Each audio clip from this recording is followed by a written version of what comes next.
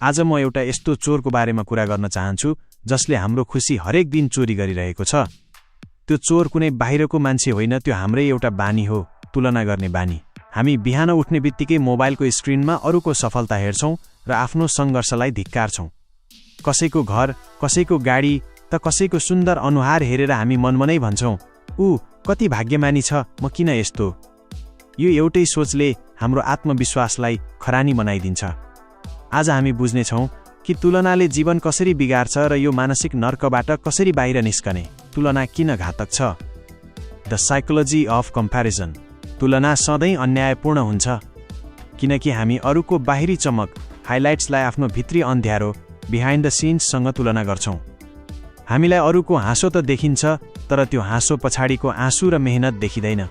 जब हामी तुलना गर्छौं, हामी भगवानको अपमान गरिरहेका हुन्छौं, किनकि तुलनाको अर्थ हो, हे ईश्वर, तपाईले मलाई जे दिनुभयो त्यो पर्याप्त छैन, वा तपाईले मलाई बनाउँदा गल्ती गर्नुभयो। यसले हाम्रो मनमा अभावको बिउ रोप्छ। र याद राख्नुहोस्, जसको मनमा अभाव छ उसले जतिसुकै प्राप्त गरे पनि कहिले धनी महसुस गर्न सक्दैन। तुलनाले हामीलाई आफ्नै जीवनको नायक, हिरो बन्न छोडेर अरूको जीवनको दर्शक, अडियन्स बनाइदिन्छ। आध्यात्मिक दृष्टिकोण। तपाईँ अद्वितीय हुनुहुन्छ, यु आर युनिक। प्रकृतिमा हेर्नुहोस्, के कहिले गुलाबले कमलसँग तुलना गर्छ? के चन्द्रमाले सूर्यसँग डाहा गर्छ? सूर्यको आफ्नै समय छ, चन्द्रमाको आफ्नै। गुलाबको आफ्नै सुगन्ध छ, चमेलीको आफ्नै। उनीहरू कसैसँग प्रतिस्पर्धा गर्दैनन्, त्यसैले उनीहरू सुन्दर छन्। अध्यात्मले भन्छ, तपाईँ यो ब्रह्माण्डको एउटा युनिक हस्ताक्षर हुनुहुन्छ। तपाईँ जस्तो व्यक्ति यो संसारमा न कहिल्यै थियो, न कहिल्यै हुनेछ।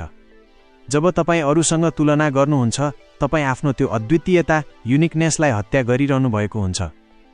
तपाईको प्रतिस्पर्धा अरूसँग होइन, हिजोको आफूसँग हुनुपर्छ।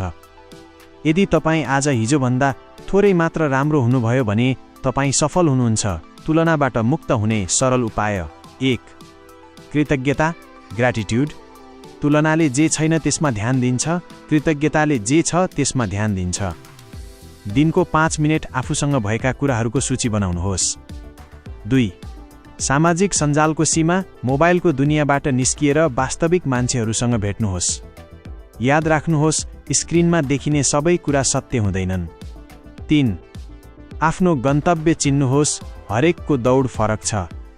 कोही 25 वर्षमा सफल हुन्छन्, कोही 50 वर्षमा। कसैको सुरुवात तपाईको अन्त्य हुन सक्छ। आफ्नो समय, टाइमिङमा विश्वास गर्नुहोस्। अन्तमा, तुलना खुसीको हत्यारा हो।